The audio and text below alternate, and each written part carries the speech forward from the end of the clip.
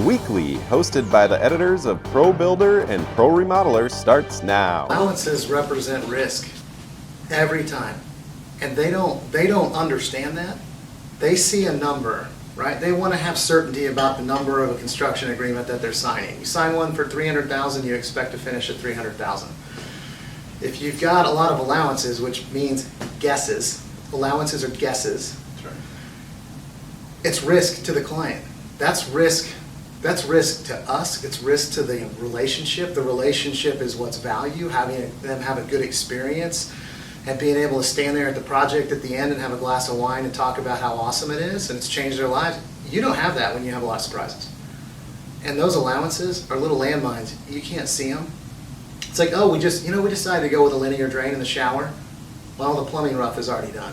Well, this is a slab foundation, and that linear, now we're going to have to jackhammer out, more of the foundation, and it's going to change the plumber's costs. And the client starts going, well, what are all these costs? I mean, that we get to $500 drain. We had $100 in for the allowance. Isn't that just $400? No. They picked that proverbial tile, right? We had a $10 a foot allowance. Yeah, you picked out a $20 a foot tile. It's got a 4-week lead and it needs to be installed in 2 weeks.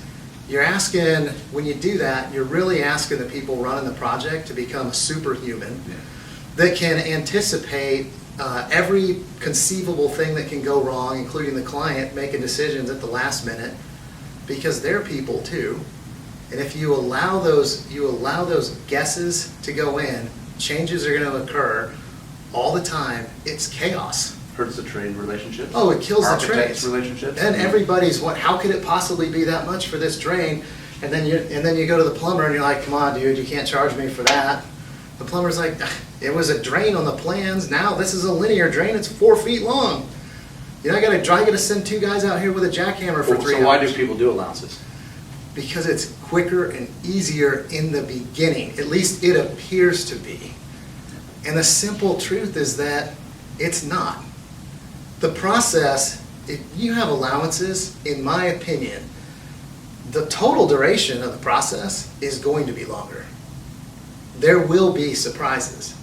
You will not be able to anticipate the delays and the surprises that are going to arise. And the only answer to that is more intentional effort up front and really saying, allowances are a road that I'm not going to drive down, and I sure as hell won't take anyone with me. And unfortunately, this is part of the typical culture of construction, especially in residential. Oh. Commercial, not because they're professionals. They do a much better job. Yeah, they have Residential, architects, they have designers, architects. It's a problem. I mean, we talk about the industry being broken. The industry in residential is broken, bottom line. And they in the traditional sense. In the traditional sense.